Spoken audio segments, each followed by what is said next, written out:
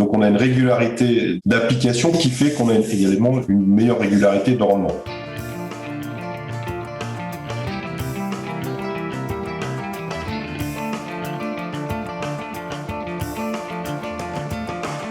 Aujourd'hui, le secteur agricole brésilien est très friand de nouvelles technologies, d'innovation, que ce soit les engins sans chauffeur, la pulvérisation très localisée, l'utilisation de drones. On utilise le drone de façon à faire les repères topographiques, étudier les courbes de niveau. On utilise des drones pour faire des tours de plaine ou pour regarder des choses qui sont particulières et qu'on voit pas forcément depuis le sol ou parce que c'est beaucoup plus rapide à faire en drone que à pied. Ils ont des capteurs qui permettent de tout calculer, de tout compter en temps réel. Tout le matériel qui roule dans les champs est sous guidage RTK en contrôle trafic, c'est-à-dire qu'on a une répétabilité des passages d'une année sur l'autre. Le matériel est suivi en permanence et à l'instant T, ce qui permet d'ajuster la logistique. Ils sont capables de dire quand le tracteur a fait le plein, combien d'heures il a tourné, combien de kilomètres il a fait, par où il est passé, combien on a mis d'engrais sur une parcelle. On a également un suivi de cartes NDVI qui nous permettent de voir l'évolution des cultures, même d'avoir des cartes prédictives de rendement. Donc ça, c'est plutôt intéressant pour nous. Notre matériel est équipé pour moduler, mais on l'utilise pas parce que en fait, on sait pas sur quoi il faut jouer et comment on doit moduler et on est vraiment en manque de références.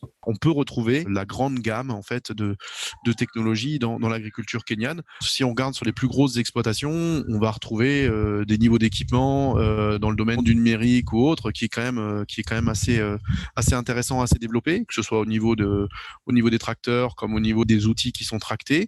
Dans le domaine des serres, par exemple, on va avoir toutes les technologies modernes en fait qui peuvent être développées. Alors nous, on est en train de travailler sur un projet pour soutenir un peu plus de technologies, un peu plus de modélisation agronomique pour de l'agriculture de précision jusqu'à l'imagerie satellite qui est en vogue en ce moment à destination des petits producteurs. Il faut savoir qu'en termes de nouvelles technologies ici, des très grosses exploitations qui font plusieurs dizaines de milliers d'hectares, elles sont déjà plutôt en avance par rapport à ce qui peut exister en Europe de l'Ouest. Ça tire vers plus d'innovation et donc vers des techniques de plus en plus on va dire, élaborées. Ces dernières années, on a vu se développer des techniques à la pointe de la technologie, donc ce qu'on appelle l'irrigation intelligente, qui consiste notamment en des commandes automatiques d'irrigation et d'activation d'actions comme la fermeture et l'ouverture. On commercialise les systèmes d'irrigation avancés de goutte à goutte. Donc ça va de la pompe jusqu'à la plante. Donc tout ça, c'est un système de micro-irrigation. C'est composé d'à peu près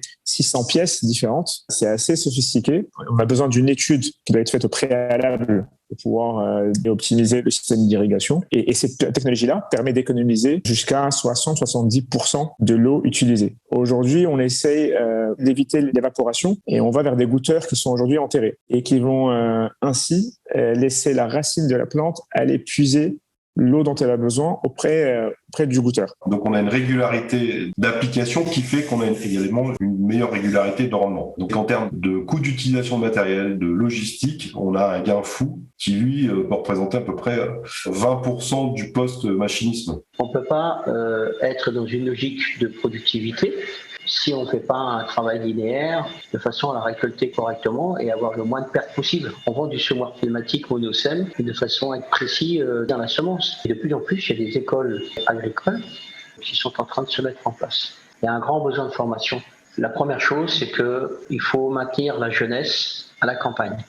Actuellement, les campagnes sont désertifiées, il y a de moins en moins de main-d'œuvre. Donc, ça nécessite de la mécanisation. À partir du moment où ça nécessite de la mécanisation, il faut former les gens. Nous, notre solution ici, c'est de faire des écoles et de faire de la formation. Dès que nous, on voit un tracteur, mon chef d'atelier ou le mécano, par exemple, reste 2, 3, 4 jours pour accompagner sur la machine. On intervient aussi bien en mécanique qu'en formation.